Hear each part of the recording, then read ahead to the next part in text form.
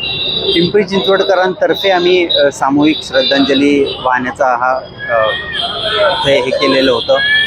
खरं तर मागणी आमची अशी आहे की जे काही रात्री 11 नंतर 12 नंतर पहाटेपर्यंत पब चालू असतात त्यावरती कुठेतरी बंदी घातली गेली पाहिजे आणि पोलिसांनी स्ट्रिक्ट ॲक्शन घेतली पाहिजे.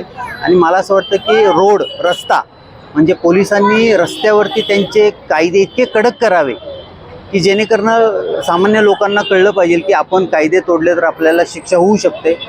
हे आमची कुठेतरी आम्ही पिंपरी चिंचवडकर या प्लॅटफॉर्मतर्फे मागणी आहे. आणि अगेन होर्डिंग्स, पिंपरी चिंचवड शहरात इतके होर्डिंग्स आहेत तर त्याचा सामान्य नागरिकाला तसा काही फायदा नाही आहे. पण हे रेव्हेन्यू मॉडेल होऊ शकत नाही.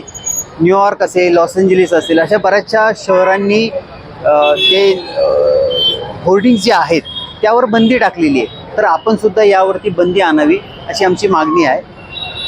या सगळ्या घटना घडतात यामध्ये प्रशासन कुठेतरी कमी पडतं आहे. आणि यामध्ये मला असं वाटतं की महिला बचत गट असतील, ज्येष्ठ नागरिक असतील, गणेश मंडळ असतील, यांना कुठेतरी ॲक्टिवली इन्व्हॉल्व करावं.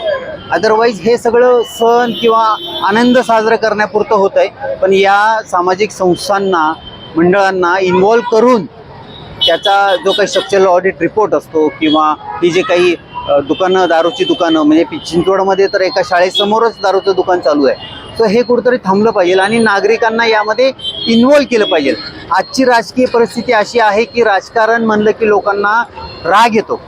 तर हे राजकारण सुधारवण्याचं काम हे जनतेने केलं पाहिजे. सो अशी कुठली तरी सिस्टीम सरकारने आणली पाहिजे की ज्यामध्ये सामान्य जनतेचा जास्त हस्तक्षेप असेल.